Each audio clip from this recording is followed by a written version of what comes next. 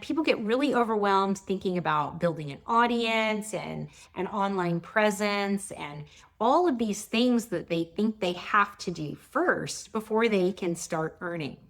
And I'm telling you, it's the other way around. Instead of focusing on building an audience first, you need to focus on building the assets first.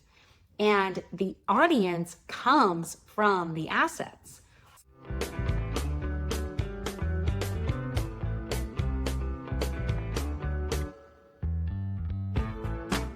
The audience isn't what's required. Stephanie Meyer, she was just a stay-at-home mom when she wrote the Twilight series. She didn't have an online presence at all. The asset was the story. The publishers bought that long form story, Twilight, and it turned into everything that you see there. She didn't have the audience first. She had the story first. She had the asset first. Same thing with Delia Owens. She went to a publisher with her story Where the Crawdads Sing. She and her husband had written a few nonfiction books, but she didn't have a fiction audience in the least. Her novel, Where the Crawdads Sing, she didn't publish until she was in her late 60s. But probably the best example is Hugh Howey. Hugh wrote Wool in 2011 on Amazon's KDP, and he put it on Kindle. It's just a short story. And he didn't really think anything of it. And before long, he noticed that it had dozens and dozens of downloads. So he started writing more. And that led to a traditional publisher approaching him.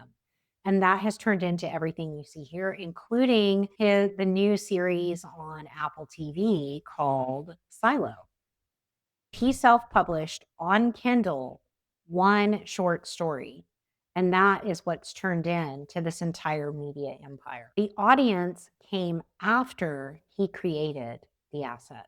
When I lost my job at 52, I thought another one was right around the corner. But instead, I opened the wrong door and did a faceplant off of a cliff into a rocky ravine. Hey y'all, I'm Solo Shannon. And after losing my job in my 50s, I have started over again.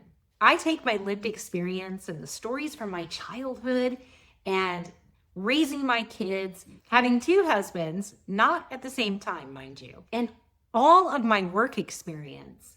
And I use it to create stories and income from all those years of experience. Today, I'm going to show you how to turn one story into 5 income earning assets.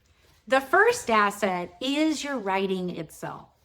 Everything starts with writing, whether it is a movie, a TV series, a book, a podcast, even artwork sometimes starts with written form. You're taking a story and putting it out there for the world to read, see, or hear. And it doesn't matter whether it's fiction or nonfiction.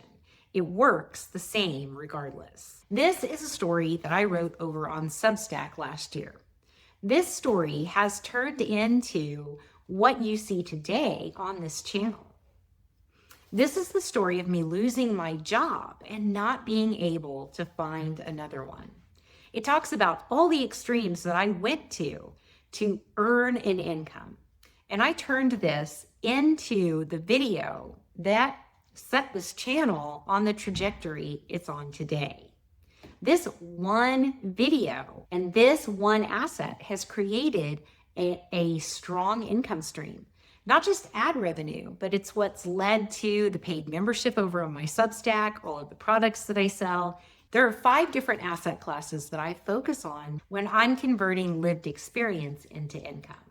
The first you've already seen, and that's writing. Because your writing can be turned into books. And books are still one of the highest earning asset classes there are. The second asset class is audio. Audiobooks, podcasts, any type of a sound experience can come from stories. I can turn this one story into several different audio essays, an audio book that goes along with the written book, and even a podcast if I wanted to. Now, video, we've already talked about. I turned this article into a video that is the highest watched and highest earning video on this channel. But I can turn it into more. I could turn this into a documentary about the dollar store that I worked at and what really goes on behind the scenes. I could turn it into a little mini drama series of vertical shorts. When Disney puts out a new movie, they don't just put out a new movie. They put out an entire line of merch that goes along with that creative asset. And that's what I'm talking about. So you can turn your stories into different types of merchandise. And I'm not talking about like t-shirts with your YouTube channel name on it. I'm talking about any products that you could make from characters in your story. You can make artwork, posters, even digital printables I would put in this category. And the fifth category is premium experiences. Of course, coaching is going to be a premium experience.